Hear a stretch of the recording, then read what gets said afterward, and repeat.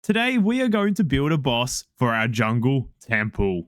Hello and welcome everyone to the Fallen Beacon Part 3. Already 3 parts into this series. I have already put a lot of time into this and it hasn't even been a full week yet. Yeah, there's a lot to say about this. Right behind me are the traps that I told you guys that I would work on in between episodes. You can see the amount of command blocks I've actually put into this, but it worked out extremely well and I'm very happy with it. You guys will have to see this very soon because I've got 2 things I want to tick off in the start of today's episode before we move on to the final boss. The first thing is actually going to be, we need to actually test what we've made.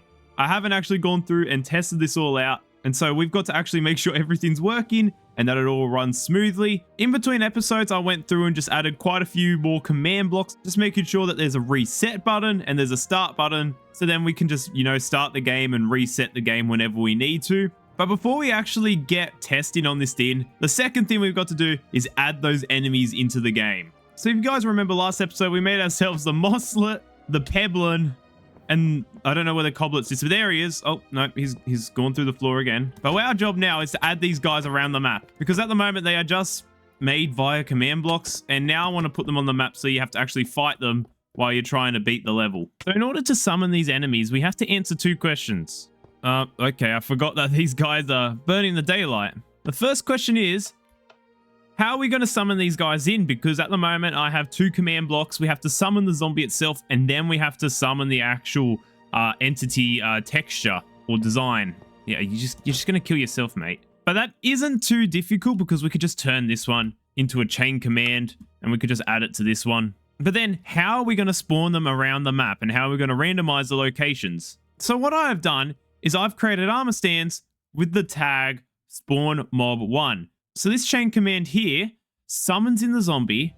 It will then summon the Mosslet entity, which is the animated do whatever, but then it would also teleport that Mosslet AI, which is the baby zombie, to a tagged armor stand with the spawn mob 1. It will pick a random armor stand. So I'll pick one out of these 3 I've got here, and it will be limit equals 1. So I'll just teleport to a random one. So if I do this, he went to the middle one. If I do this, he goes to the end now. If I do this, still at the end. And then he picks a random one, basically.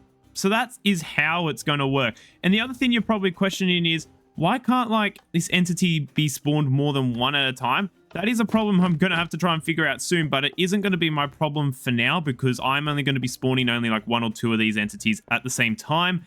And it's not just going to be the Mosslet. I'm talking about 1 to 2 of the entities out of the 3 I created. And it's going to pick a random one as well. So now that we have that sorted, we need to go and do the same thing with the other 2 mobs. So there we go. Now that all 3 are done, we can summon them all in. Boom, boom, boom. It seemed they both picked the first one. And, well, this guy, I think, is off on his own adventure. So that's a good thing. It is now all randomized, which is great. So now that we've actually got the spawning part sorted, where we have the armor stands scattered throughout the entire temple, and we could just randomly spawn them at the different locations, we now got 2 other things I got to do. We got to detect where to spawn them. Obviously, it's in the temple, but there's going to be armor stands scattered everywhere, and it will just be pick a random one, spawn. I actually want to make sure they spawn within player distance, because I don't want them spawning, I'm in that room over there, and I don't want them spawning over here. What I'm going to do is I'm going to spawn them in, and I'm going to spawn them in within distance of the player. That's the first thing, but I will sort that out soon. And the next small task I actually need to do is to kill all of these entities whenever they're away from the player. Because if, for example, there is a mob that spawned in here and I've run away from it and I'm going to do that, he's just going to be left there now that he's already spawned in. I want to actually make sure that he dies when I'm out of distance of him, basically. So I'm just going to make a quick command. If the entity is within 50 blocks of the player, they should be fine. But if they are more than 50 blocks away from the player, they're going to just die. That's all I'm going to do. And they will resummon themselves a lot closer to the player. I'm pretty sure this is all I need. Executing as the Mosslet AI, we'll run another execute, which is if the player is 50 blocks or more, it will kill the Mosslet. So if I summon this guy in, he goes there. And the further I go away, there we go. He died. Well, that was a lot simpler than I thought it was, but we've ticked that off the list now. Let me just quickly do it for the other 3 entities. There, that's all 3 of the entities done. Now, the next step is to now randomize what enemy it's going to spawn. So I'm going to plan it to either choose 1 to 2 of the 3 mobs here. Once those 2 die, they're going to summon in another 2, which is quite simple. We're going to use the randomized command again for the armor stands. So I've got an armor stand here called random spawn. And how this is going to work is pretty simple. I'm just going to grab some command blocks. I'm just going to grab some redstone. And what I'm going to do is quite simple. I'm going to create 3 like that. Armor stands, we're just going to do that. And what I'm going to do is I'm going to quickly get the coordinates of that stone block there. And we're actually going to copy that and paste it in there. So that will be 44. And this will be 45. And this probably does look confusing as of now. You'll see in a moment exactly what I'm doing. What I'm going to do is I'm going to execute at a tag equals random spawn, I think is what I named the armor stand. Yeah, random spawn. So execute at that random spawn, and we're going to pick limit equals 1, and we're going to do sort equals random. So executing at a random armor stand, we're going to run set block, and then we're going to do -1, boom, like that, to be a redstone block. So now if I click this, you see that turned into a redstone block, and it's just going to pick a random one and turn the underneath of them into a redstone block. It'll probably be easier if I grab some lights. You'll see that it's actually picking a random armor stand right now, which is excellent, which means it's executing a random command. And the reason we needed to set these blocks to stone is because once it sets to redstone, it's going to switch instantly back to normal stone. So now that we've got that sorted, we need to grab these commands right here, and we're simply going to do that, and we're going to change this into a chain command, and then we're going to do the same with the other ones, just like that. So now that's the summoning mechanic of this done. It's going to pick a random armor stand and summon in that mob. Now the real question is, we need a detection system. Now these things aren't really that difficult. When I mean detection system, what I'm going to build is a way to detect that all the entities are dead. So we're going to get 3 command blocks. We're going to get these 3 right here. We're going to do execute unless entity at a tag equals mosslet AI. So if there's no entity that's tagged equals mosslet, and then we do always active, that comparator there will turn on. As soon as I summon in that guy, it turns off. And right now he is on fire. And as you can see, once he dies, that comparator turns back on. And now we do the same with all the other entities. So now that we've got all 3 entities, so this one detects when there's no mosslet, no pebblant, and no coblet, we're going to create a little system which is simply redstone torches. And then in between, we're going to put redstone dust, and we're going to put more redstone torches. So at the moment, these 2 are on. And then at the end of these, I'm just going to extend this platform out a little bit more. We are going to add in 2 redstone torches again, and that 1 single redstone torch. So if this redstone torch is on, it means that one of the enemies is alive. So if I summon in a mosslet, let's go, for example. See, it's off, which means that there is an enemy alive. Once I kill it, it turns back on. And then if we do the other enemy, which is, I think this is the pebblant. Is that the pebblant? I don't even remember. You can see that it turns off again. I go to kill him, and it takes 2 swings. And then I go back, it's back on. So if any of these guys are alive, these redstone torch will be off. If they are all dead, this one will turn on, which means that is when I'm going to randomly summon this command block right here to do its thing. So I'm just going to do a quick little extension there. I'm going to put redstone dust there, and we're going to do that. So now the mosslet is alive. As soon as he dies, it's going to do it again. And I'm just waiting for him to die now. There we go. He died. And you see, it did it again. And it randomly summoned another mosslet. Oh, wait, was it a mosslet? Yeah, it is. A mosslet again. And once he dies, the system will run again. And this time it's summoned. Oh, it's working. It's on like a continuous loop of summoning it in, detecting when it's dead, and then summoning another one. So that is a smart redstone system. And now all I need to do is add in a second guy there. This guy won't burn in the day. And I think it should summon 2 now. Boom.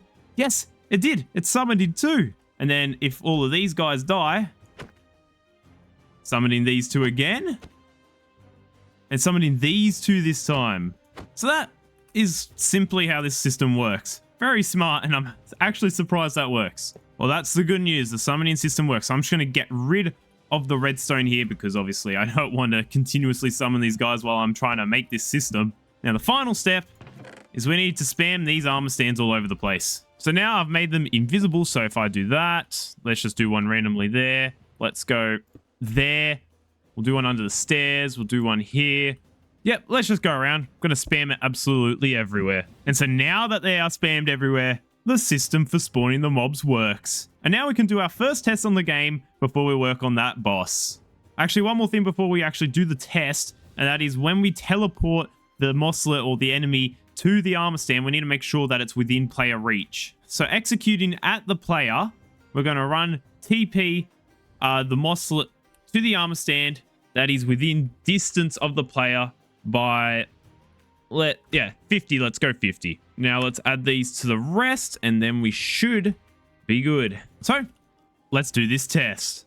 Okay, here we are in the game. And yes, I did give myself a wooden sword and some carrots because those are going to be basically the starting gear that the player will get. However, this wooden sword will only have the attack damage of 2. I don't plan it to be too overpowered early on, and eventually they will find stone blades and whatever they find around this map. Oh yeah, that did remind me. I should probably do something with loot tables on those mobs that I just created that spawn around this map. I will have to create those loot tables eventually, but for now, I think we're fine. So the goal here is for the players to do their typical exploring. I won't pick up any of the coins or take any of the loot because I don't really need it as of now, first of all. And second of all, we're just testing out the game. It's typical, you know, going exploring around. I wonder if there's any enemies. I haven't actually spotted any yet. And the players will eventually come across these puzzles. And well, this parkour and everything's going to be quite difficult to do. Yeah, I'm already failing. Now this part here isn't too difficult. You just have to time that a bit. Now I could go get that stuff up there, or I could just skip through and go to the next section, which is probably what I'm going to do because I am not collecting anything. Now this part here is a bit of a difficult jump. Oh, that was actually not too bad. Now the stairs here, because there's leaves right above your head, you can't jump on top of it. So there's a bit of a head hitter, so you have to come down on the edge here and then jump from there. We make it over to here. We can either go straight to the end or we go for the coin route. I'm just going to go for the normal route, which is a lot easier than... Yeah, ignore everything I just said. So as I was saying, going the normal route instead of the coin route, we'll just go down this way and we make it to the end and we press this button. You walk my horse, stranger. You could hear that there was a little bit of a sound as well as there was a bit of text, a bit of lore, like we're awakening something in the dungeon. I might not make that text red though. I might actually make it like maybe a gray because it's a jungle temple, or maybe even a dark green. So that's puzzle 1 done, pretty simple. And if we come over this side of the place, I think 1 or actually 2 of the 4 corners shouldn't be working. Perfect. You can see that actually only 2 corners are firing up to the center block because we have disabled some of the other ones. So we come up to this puzzle now. And also I did just check that this system here was working. It actually isn't. There is something going on that's a bit buggy here that I will have to come back and fix, but we'll do that after this test. And then we've got to do with this puzzle right here. I should probably be in venture mode for this because I'm not actually supposed to be breaking blocks. This here shouldn't be here. I should probably trim some of these vines here because some of them are going to reach the ground very soon. Press the button. Jump to change color. It gives you a bit of text. And now we have to go through and figure this puzzle out. And this may be a bit because this is actually quite a difficult puzzle. Oh, I did it. I did just pick up a coin by accident. This place was not meant for you, and yet you enter. The passage awakens beneath the ancient leaves. So that line means one thing. The tree in the center, so when it means ancient leaves, hang on, what's the quickest way to get down? Let's just jump in the water. And this little passage here has opened up. And our goal is now to go down. And here we are in this area right here. And well, we don't want to get killed by this thing, so we have to make our way through. Oh, actually, I forgot to turn it on. We need to turn that on. Let's try that again, shall we? We got the big... Oh, I think I've broken the thing. I have broken this. I do know what's happened. It's technically not broken. I've just timed it pretty poorly, so I'll come back to that. But here, we got to get through these vines while there's swords that are sticking out of the ground. You do not want to be stabbed by these because you will die pretty quickly. If I... yeah, they do a little bit of damage. So it's a pretty simple trap. It's nothing too dangerous yet. But this part here is when the danger starts. Yeah, we got to get through that. These are swords, basically. And if you stand in the way, like if I stand here, yeah, they do a bit of damage. And we've got to get through this place. Luckily, we've got food. Let's try and get through. Oh, nope, nope. You need to time it because it's every 2 blocks that it goes. Okay, these parts here can be pretty tricky. Got to get through.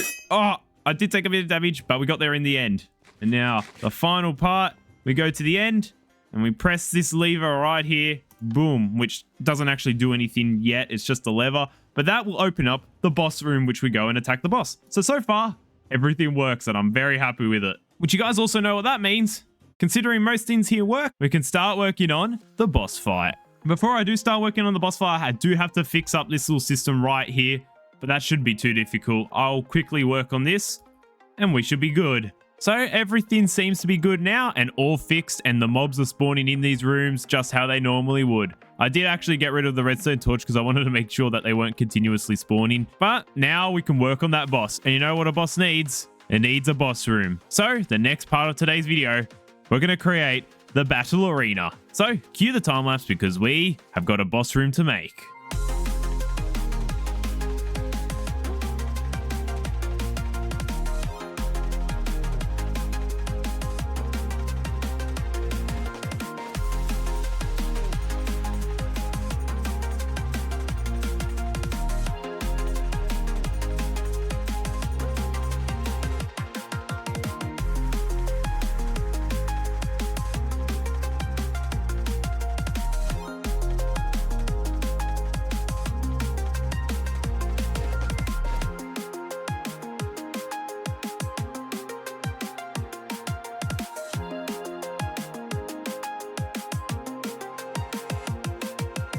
I got a question for you.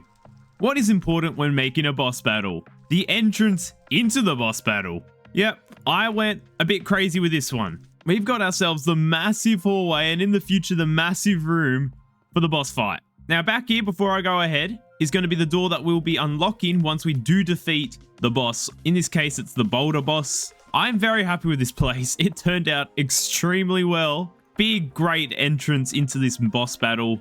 And then obviously we've got ourselves here, the boss room. I'm very happy with how this turned out. I made sure that there was a lot of bush spread around the place, making sure there's enough light. I even actually used light blocks. If I grab one right here, you see that I actually spammed the entire floor with this stuff because I wanted to make sure the player could actually see when fighting the boss. I used a mixture of cobblestone and mossy cobblestone around the edges here just to outline the actual battlefield so the players know what's going on. And we've got ourselves a staircase leading down, which I will actually block off when we fight the boss because I don't want the players escaping the battle arena and the boss battle is still actually going. And of course, we've got the center point here where the boss will be spawning. But as I said, the entrance is just as important as the actual boss itself. Now, this isn't going to be a big boss at all. The idea that I've got going on here, hang on, let's talk about the idea and let's go tick off some stuff on our to-do list. You can see that we've now ticked off quite a few stuff on this to-do list, and I've also added a couple stuff, but we won't talk about that. The Boulder Boss is really the final thing we've got to make. And I don't know exactly how I'm going to do this. I have never actually made a boss fight to the extent that I plan on making this. I guess we'll just have to go into Blockbench and start creating some ideas, making a boulder. Look, I'm going to be dead honest with you here. I had no clue how I was going to make a circle in Minecraft. Yes, Blockbench is able to supply us with, you know, round objects and we're able to make spheres and whatever, which is what I'm aiming for. However, I use a plugin which is called Animated Java, which basically allows me to create what you can see, the different animations and whatever for the entities that I'm making. But the one thing it didn't like was spheres. I was not able to make a sphere in this. As you could see, I was making circles, I was making all these other stuff, but they just didn't turn out exactly what I wanted them to be. And in the end, I just came up with this thing. I don't even know what it is. It's not round, that's for sure, and I'm struggling to figure out how to make it round. This is probably the best I could do. I'm going to come back and really spend time detailing him. But far out, Blockbench, you don't need to be a pain like that. We got this for now, so I'm going to be dealing with this for a little bit. Now we need to make its attacks. So one of the attacks I want this guy to actually do is I want him to actually jump up and slam into the ground, causing like ripple waves in the grounds below him. And I don't know exactly how I'm going to do that, apart from one thing, and that's the fact that I can do something similar to this. Armor stands. I might actually make the block summon a little lower just to make it look a little bit better if I do that. There we go, that looks a lot better. But basically, how this command works is I am summoning a falling block, which is the stone bricks in this case, at the armor stand with the certain tag, and I'm going to make its motion almost slightly make the block go upwards. If you look at it, the block goes upwards slightly, and yes, it's really cool because it can go in any direction that the player is actually looking. After that command, this command tells us basically when to get rid of the armor stand, because I don't want the armor stand to continuously go off into the distance and never kind of kill itself.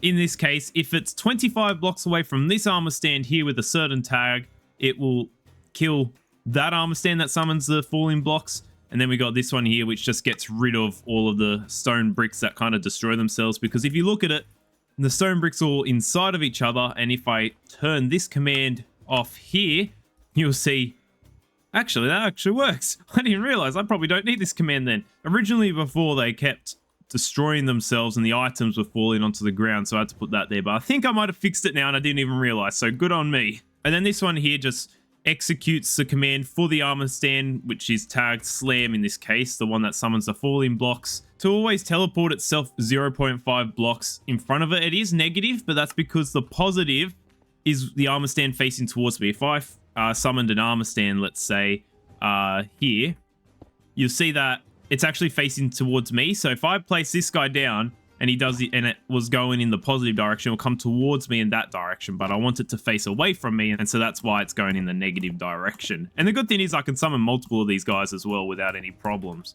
And then at the moment, I've just got a command which turns this entire area here into air, so I can't even place blocks here. That's why this guy's blocks, the blocks there, just disappear. I will be doing that in the actual battle arena itself as well. But that's that attack done. Well, how am I going to do that attack? Well, I'm going to get this guy to do like a massive spin attack, start spinning the air, and then boom, slams on the ground and just goes boom, boom, boom, boom, and just summons all these armor stands to do like a ripple attack. And it will be so cool. And yeah, that's his spin attack right now. I love it. That's our first attack designed, I would say. We haven't actually made it yet, but we've still got a bit of work in order to actually get that as a proper attack. Let's just stop this attack so he doesn't continuously spin. There we go. Let's actually make this guy do an attack. So I want him to do a... What's the center? Let's just say there. Let's just say there. I'll get some chiseled stone bricks as well, just to mark out the center of this place. And so let's get him to slam down right here. Okay. I don't know what I just made, but let's see what happens. Let's hope it works. He summons in. He goes up. And then... Oh, hang on. That's a failed attempt. That should work. You always forget at least one thing before you test. Let's see. He goes up. Starts doing his spinning attack. Oh, let me try now. He summons in. No, that looks ugly. But he goes down and he does his slam attack. Hang on. That might work. Boom. Okay. It needs to be a bit smoother because at the moment I've just got command blocks with repeaters. I could make this a lot smoother, but at least we got something. Oh, that looked sick. I'm not gonna lie, that looked sick. However, there are quite a few stone bricks here, so maybe I need to bring that command block back with the stone bricks. That did involve a lot of chain command blocks as well. This is gonna go sky high soon. Oh, that actually looked good. It left a bit of a mess though, but that looks pretty good. I'm not gonna lie. And I don't want people's frames to be affected, so maybe I won't do that many armor stands. But what I'm gonna try and do is force the player to use some sort of jump pad, which is in the battle arena, so then they jump over these armor stands. Before you mention it, yes, I'm using inspiration from Skylanders, okay? But yes, I do plan to add in bounce pads in the actual arena, as I said, inspired by Skylanders, so then they have to jump over attacks. So that is what I'm going to do in order to dodge these armor stands. But at least I know how it works. I think I should have hopefully fixed the issue with it making a mess at least now. So I'll do its slam attack. And now they should... Actually, that works. That definitely does work. Maybe it's a little bit short, and I might have to cut off the edges as well. But that works. That definitely works. I might not even need to use bounce pads, but I could still add them around the arena. The corners could be their hiding spots. Because at the moment, I'm just making it so it deletes the armor stands, which are producing the fall-in blocks whenever they get too far away from this guy here. But I could just make it so once they hit a certain X and beyond, or certain Y and beyond, and whatever it is, then they will delete themselves. But yeah, this is working out exceptionally well. I just obviously need to make this phase here look a little bit better, but look at that. How cool is that? That looks sick. And well, I've got to do that for a few more armor stands, let's say. Actually, I'm going to get rid of this big tower. I'm actually going to just make it so there's less armor stands. I still want to make it so it's still challenging. The only reason I'm making it less armor stands is because I want to make sure that player doesn't lag out, because you don't know if people are going to be logging on here with, you know, PCs that are like 10 years old or coming in with a MacBook, whatever it is. I don't want them to lag out. So yes, this might still cause a little bit of lag, and there's probably better ways of doing this, but this is like the testing phase still. I'm just trying to make sure everything works properly. Anyways, I'm going to get all these command blocks done, and let's see what the end result turns out to be. Well, that should be all the armor stands. That's, I think there's like, what, 36 or something in this tower? Now let's see if that actually works. Let's hope so anyways. Oh, that looks sick. Okay.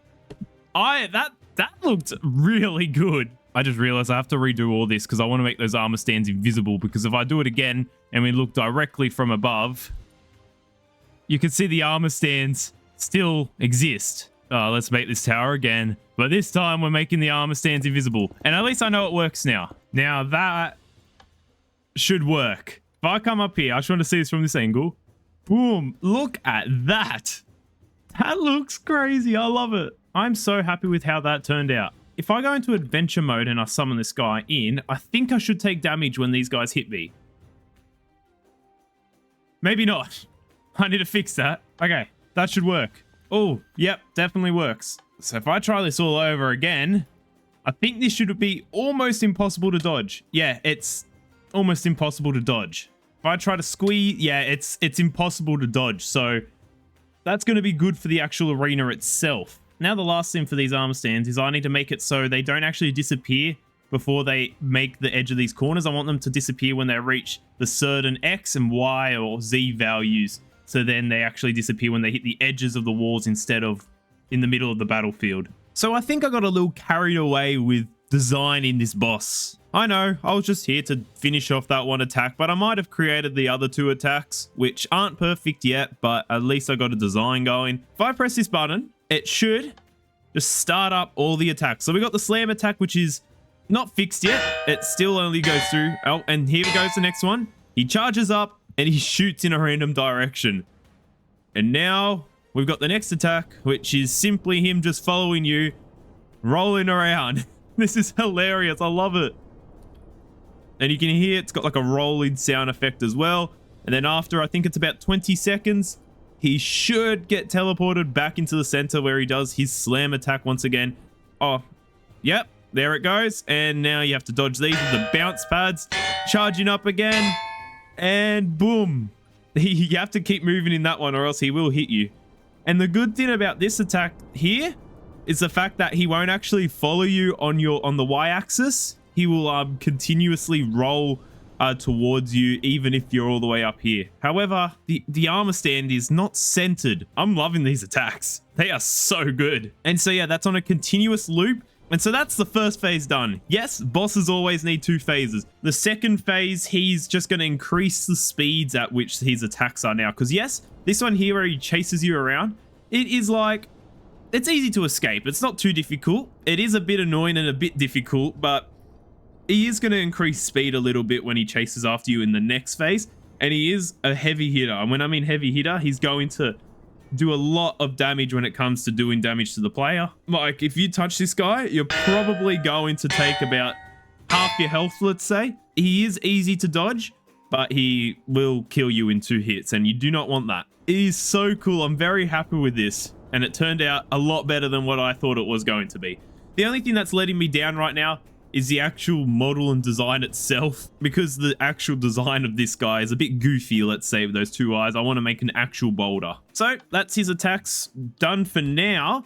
I need to actually make a phase 2. So it is time to get a phase 2 up and going. So I have got myself some carrots and a wooden sword, even though I probably won't actually need to use them at all during this test phase for the boss. I've also given myself jump boost 5 because I don't actually have the bounce pads to jump over his attacks on this little platform here.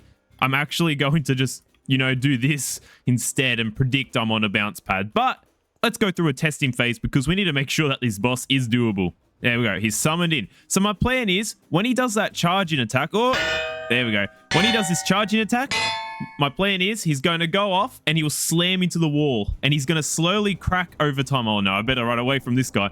And you need to basically crack him 5 times. And eventually, once he hits, I think it's 10 in total, you're going to get the key. He's going to crack open and he'll drop the key to escape. That's my plan. But once he cracks 5 times, he should go into phase 2. So here he goes again. He's doing the phase 1 attack still. We jump over those armor stands. And then he charges like, ooh, it's close. It's close. And now, that was close. That was very close. I think the one thing I need to fix is when he does his roll-in attacks and whatever, he doesn't teleport to the center with this one. He does it from where he is on the battlefield. So the next question is, let him do that attack. If I do that, which sets the scoreboard to the next phase, I think he should now be phase 2. Oh, he's faster. Oh, I forgot to set my spawn point. It's over here. Oh, he's still coming towards me. Oh, he's definitely in phase 2, and that might be a little bit quick, but he's definitely in phase 2. I feel like he might be a little bit too fast, so I'm just going to change that to 0.25 instead. But let me give myself jump boost 2 again. Oh, he's on my tail. But it's definitely working. It's definitely working. So now, when he does the slam attack, like that, you have to jump and move out of the way at the same time. Because he is insanely fast now. This is phase 2. It works, and I'm happy about that. Oh, no! Oh, that was close. It is difficult. Don't think this is... I can't, like, stop to eat so then I can heal up. Like, there's no breaks in this, and that's what I like about it. So that's a success. Now, let's add this to the arena. Okay, I think we're ready to do our first test. Moving it to the arena wasn't actually too difficult. It was actually quite easy. All I needed to do was change a couple coordinates. Now, this lime concrete here, I might change the block in the future because it does stand out a bit. But when you walk over it, you gain jump boost 5. You take damage. Maybe I should lower it to jump boost 4 so then you don't take 4 damage. If I try now, yeah, I don't take 4 damage, which is good. And this should hopefully be a good enough distance. And I don't have jump boost for that long. I only have it for that singular jump. After that, I don't have it anymore. So you can only jump when you're on these pads. That part of it is a success. Now is the scary part. I've made myself a start button right here. Well, it's not working. I've done something wrong. Hopefully that didn't cause too much chaos, and hopefully I fixed it now. So if you didn't notice as well, is I did block off the barriers here so the player can't walk out once you do press start. Well, that's a good start. He spawned inside the arena. Oh, get there. No, I just missed it. And now he does the charging up. He goes out. He does go outside the arena though, so that is not a good thing. That is also not a good thing. Why is he spinning so fast? He's spinning so fast. You're meant to be slow in this phase. Ah. Oh no. Oh no. And oh, I can't eat. I can't eat. Hang on. Let's get a bit of distance. Try to eat. There we go. And now he goes back to the center and he does his next attack, which we have to get over. Oh, that was close. Okay. And now he goes off. He flew up a bit, which is a bit unusual. Yeah, it seems like there are a couple bugs that need fixing, but they're easy fixes. They aren't a big deal now. The rolling commences. That's a good thing. Most of it's working. Just a couple fixes left. And if you guys didn't notice already, when he charges, which he shouldn't be charging up. Why are you charging up? If you didn't notice, he rolls from where he charged. So he charged that direction and then he starts rolling from there instead of the center. So there's a couple changes I need to fix. But other than that, I reckon it was a big success. Let me go fix this and turn off this machine, and I shall be back with you very soon. Okay, minor changes have been made. Now the real question is, will he work? So he chases you around, normal spinning, whatever he usually does. Then after 20 seconds, he will teleport to the center and do his slam attack. Yep. And then boom. That works. And then his charge attack, and then it will loop, which I have made it so it doesn't actually loop. But that works, which is great. So we fixed the issues. But obviously, the next thing we need to deal with is to stop him from exiting this place. And once he does hit a wall, he cracks slowly. Now for the real test. If you want to skip through this boss fight test, then here's the timestamp. But if you want to watch the entire thing, then you can stay and enjoy.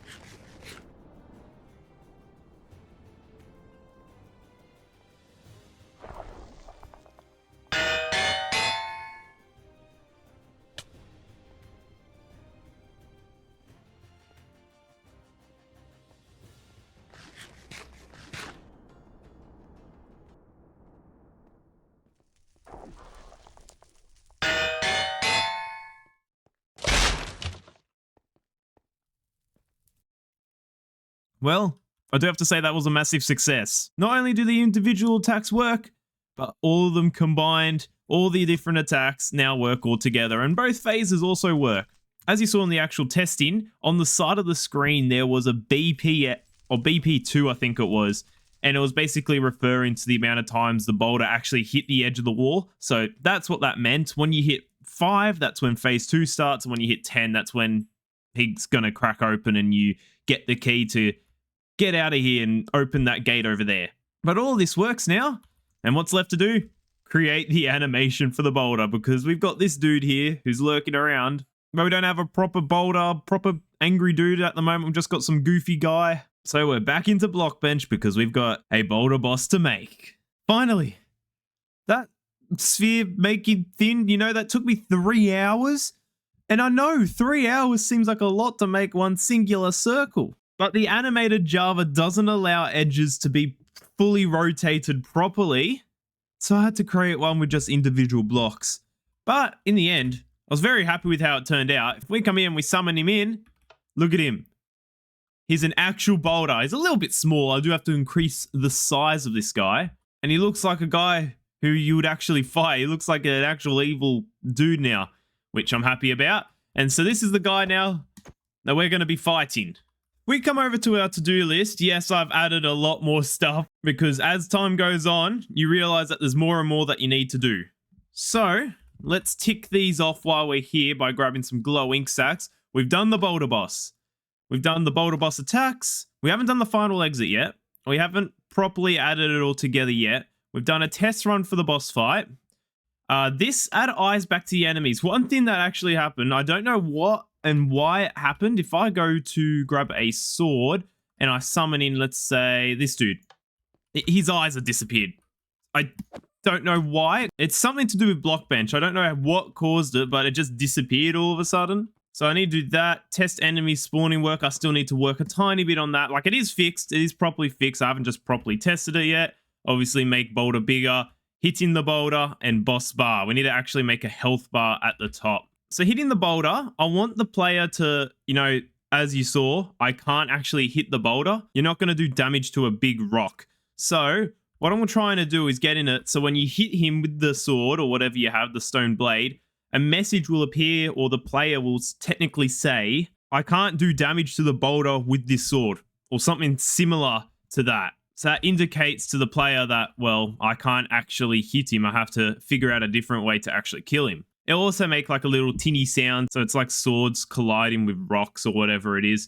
So that's that. And obviously I need to make boulder bigger and all that type of stuff. But we've actually cleared off a good chunk of this list here. So I don't have much left to do in this boss fight, apart from add it all together, do all that type of stuff. And next episode, we're going to do the final test. We're going to get some friends online and we're going to get them to play what I've made so far, this big thing. I think that's a good spot to end off today's video. Hope you all enjoyed. Make sure to like and subscribe if you haven't already. It has been a crazy episode. We made a Boulder Boss. How cool is that? We made a Boulder Boss. Next episode's going to be finalizing the jungle temple, making sure it's all 100% ready.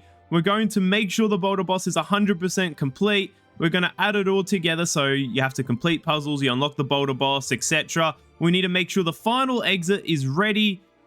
Need to tick off all this stuff here. I might even do like some stuff like the boss bar and hitting the boulder in between episodes. And also next episode, we need to get a cutscene up and going. We need the introduction to the game. We need some lore. We need all that introduction stuff, blah, blah, blah. You know what I mean. As well as over time, I'm just going to add some of these command blocks to data packs because at the moment there are like these ones here which are always running. I don't want these to always run because over time, if command blocks continuously tick and there's like 1,000 of them, this server's going to lag out. The world's going to lag out for players. So any command blocks that are like this, which are always active on repeat, I think there's that one there. There is this one here. I just need to turn them into simple data packs so then the player doesn't lag out. But there are command blocks like, let's say these ones here, which are fine. Even though they're on repeat, they are on needs redstone, because when they need redstone, they only are on for a certain length of time. They're not going to continuously be on for the length of the entire world. But yeah, thanks all for watching, and we shall see yous in the next episode.